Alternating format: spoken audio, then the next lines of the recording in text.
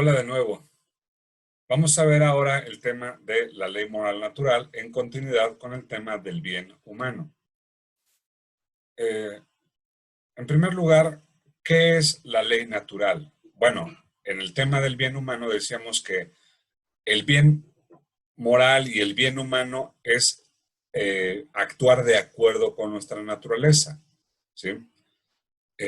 Entonces, ¿qué vamos a llamar aquí? ¿Qué vamos a entender por naturaleza? Es la misma esencia considerada como principio de operaciones, ¿sí? En otras palabras, la naturaleza es lo que nos corresponde ser, en esencia, y actuar de acuerdo con ello. Esa es la naturaleza. Repito la definición técnica. La naturaleza es la esencia considerada como principio de operaciones. O sea, es esa misma esencia que nos dice no solamente cómo somos, qué debemos ser, sino cómo debemos actuar, qué debemos hacer, qué nos corresponde hacer por esencia. Eso es lo que entendemos por naturaleza, ¿sí? Todos los seres existen y tienen existencia y tienen un modo de ser. Son y son de un modo. Ese modo de ser es su propia naturaleza. Y ese modo de ser, de hecho, es distinto. El modo de ser del ser humano es diferente al modo de ser de una computadora, aunque haya muchas semejanzas en cuanto a los procesos de información o al procesamiento de información, ¿sí? Eh, pero es un modo de ser distinto. El modo de ser de la computadora también es un modo de ser diferente al de un libro, un mueble, ¿sí? O una pelota, un balón, ¿sí? Cada ser y tiene un modo de ser. Ese modo de ser justo es lo que va a determinar su naturaleza. Y entonces, como dice aquí, lo que ya señalábamos, la naturaleza es la esencia misma en cuanto a principio de operación, principio de acción. ¿Sí? Ok. Ahora bien, si decimos que el hombre tiene que actuar de acuerdo a su naturaleza, tendríamos que plantearnos la pregunta, ¿y cuál es la naturaleza humana? Bueno, ¿en qué consiste ser humano? ¿En qué consiste ser persona?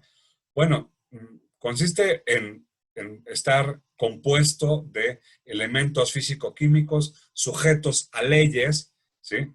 Eh, elementos inorgánicos, orgánicos, todos estructurados, organizados, precisamente a partir de un principio vital. El hombre entonces es cuerpo, psique y espíritu, ¿sí? Es una unidad compuesta de elementos inorgánicos, elementos orgánicos, elementos propios de la vida sensitiva, como los instintos, las pulsiones, los reflejos, eh, la capacidad de movimiento, pero también el ser humano está compuesto de una dimensión espiritual o racional en la que pertenecen estas facultades que nosotros conocemos como la inteligencia, la voluntad y la libertad. Esa es la naturaleza humana, esa es la esencia humana, eso es lo que significa ser persona, ser una unidad compuesta de una dimensión corporal, una dimensión biológica, una dimensión psicológica, una dimensión social y una dimensión espiritual o racional o intelectiva y trascendente. Eso es ser persona.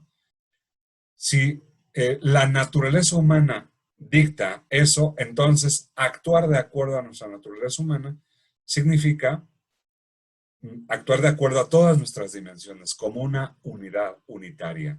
Eso es la naturaleza humana, ¿sí? Ahora bien, de acuerdo a la naturaleza humana, ¿sí? Se establecen ciertos parámetros morales, ¿sí? Eh,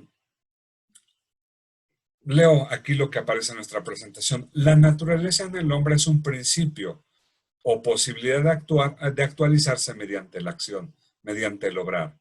El hombre es bueno en cuanto que eh, dirige sus actos al bien verdadero de su propia naturaleza. Recuerden lo que decíamos en el tema del bien.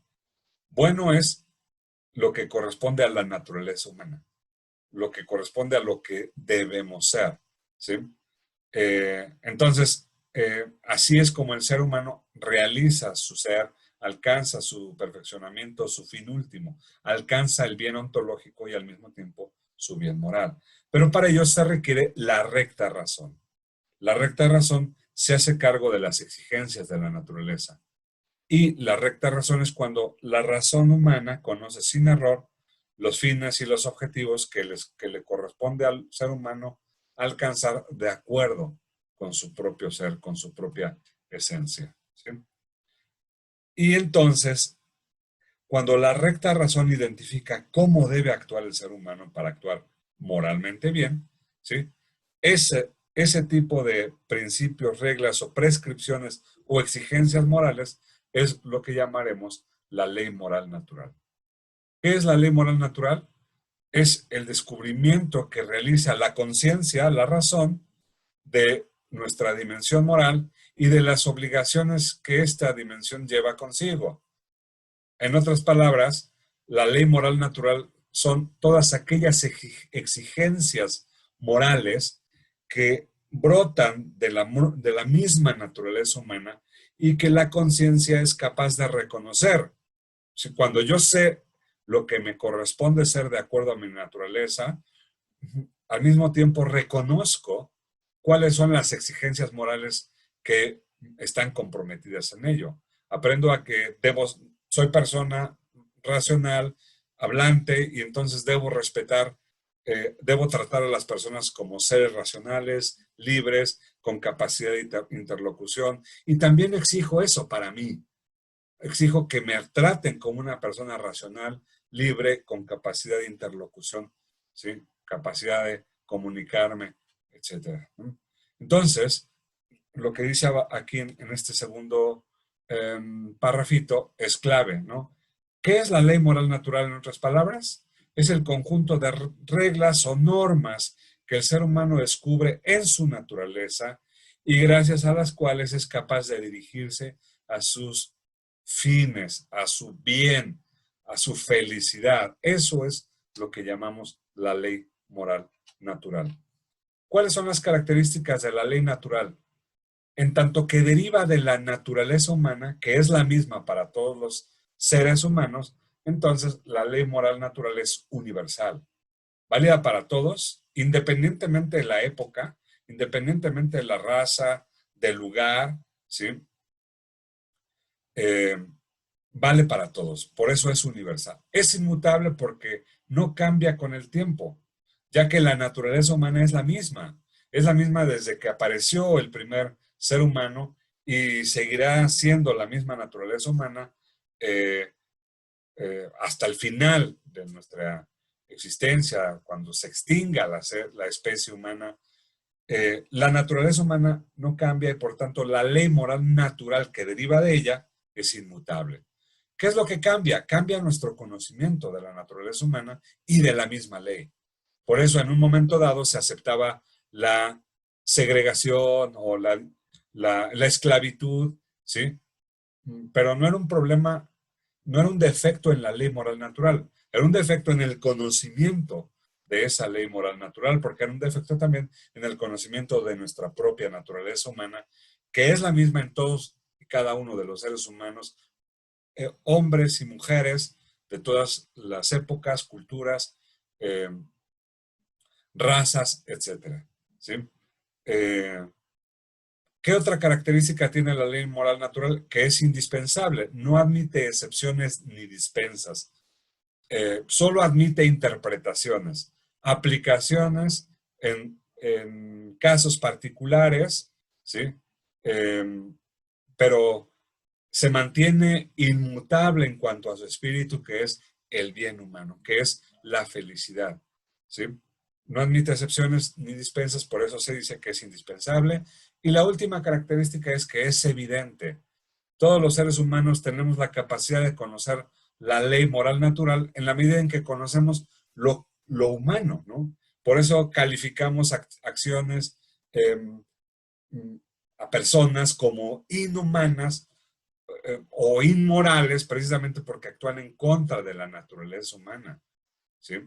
Eh, entonces, la ley moral natural es evidente porque cualquier ser humano con uso de sus facultades intelectivas puede conocerla y puede inferir, puede deducir de ellas prescripciones, obligaciones, principios morales, principios éticos universales, como los que señalaremos a continuación. De estos principios, digamos, la primera traducción de la ley moral natural es esta. La ley moral natural se traduce en el principio del obrar, primer principio del obrar práctico, que se conoce también como el principio de la sindéresis. Y ese principio de la sindéresis ya lo vimos en el video de los principios formales de la ética. El principio de la sindéresis es la primera regla, el primer mandato que toda conciencia tiene, ¿sí? Que se le da a todo ser humano consciente. Haz el bien y evita el mal. Bonum facendum, malum vitandum. Y de ahí se derivan muchos otros principios. El primer principio aparentemente es intuitivo, pero en realidad sí se requiere un análisis, una reflexión, una toma de conciencia de él. Y de ahí se pueden seguir otros principios éticos formales como los que vimos en el video, que simplemente voy a dictar. No voy a citar el principio de integridad que dice el fin no justifica los medios, el principio de proporcionalidad que dice que no se deben intentar bienes con efectos desproporcionados o malos. Se parece mucho al principio de integridad. Luego tenemos el principio antrópico que dice, es legítimo todo lo que contribuye al bien auténtico de la persona. El principio de imparcialidad que dice, el bien no es mayor porque yo lo haga, ni el mal es mayor porque yo lo sufra. En otras palabras, el bien es bien, independientemente de quién lo provoque, y el mal es mal, independientemente de quién lo padezca. ¿Sí? Eso es el principio de imparcialidad. Luego el principio de no permisividad, que dice, es malo prohibir lo bueno y es bueno prohibir lo malo. El principio de la virtud, que dice, el bien posible es obligatorio, o también lo podemos interpretar del siguiente modo. Si puedes hacer el bien, debes hacerlo. Si puedes evitar un mal, debes evitarlo. Ese es el principio de la virtud. El bien posible obliga, ¿sí? Y tiene relación clara, directa con el principio de la sindéresis, que dice, haz el bien y evita el mal. Y luego tenemos estos otros dos principios éticos formales, conocidos como, bueno, yo los llamo así, imperativo categórico 1, principio U, el principio de universalidad que dice que hay que actuar como cualquier otro pudiera hacerlo válidamente en mi lugar, y el principio de indisponibilidad o imperativo categórico número 2, que hay que tratar a las personas como fines y no como medios. Estos principios son racionales, son universales, derivan de la ley moral natural, o sea, nosotros somos capaces de inferirlos, de deducirlos en el momento en que identificamos cuál es la naturaleza humana, ¿sí? Entonces, en la ley moral natural encontramos leyes racionales que expresan el orden de las inclinaciones naturales a los fines propios del ser humano, que indican qué es lo que debe ser el ser humano, qué es lo que debe hacer, cómo debe actuar. Es un ordenamiento que se dirige a conseguir el bien común. Es la regulación de sus tendencias e inclinaciones, y de la ley moral natural se derivan derechos y obligaciones que se desprenden, ¿sí?, de la naturaleza humana. Una última idea es que la ley moral natural depende de la ley eterna. La ley eterna, pues son, digamos, las disposiciones que la inteligencia creadora dispone en el orden universal de las cosas, ¿sí? Y ese orden universal lo vemos de manera tangible en las leyes físicas, las leyes de la naturaleza física, ¿sí? Pero en el ámbito humano, pues no vemos las leyes de la naturaleza física. Vemos la ley moral natural como la tendencia del hombre hacia su propia felicidad y como la necesidad que el hombre tiene de que el hombre tiene que involucrar sus facultades intelectivas para alcanzar esa felicidad. Ahora bien, la ley natural, una vez promulgada, ¿sí?, se conoce como la ley positiva. El fundamento de la ley positiva es la ley natural. una ley positiva es una ley promulgada por un legislador, ¿sí? La ley positiva es eficaz porque tiene instrumentos para hacerse valer, pero depende, en última instancia, de la ley moral natural. De tal manera que podemos nosotros evaluar si una ley positiva es justa, es honesta, es moral, está fundada racionalmente, si se apega a la ley moral natural. Después ampliaremos este tema y también haremos algún ejercicio para que nos quede con más claridad estas ideas de este tema de la ley moral natural, su relación con el bien humano y con la felicidad. Saludos.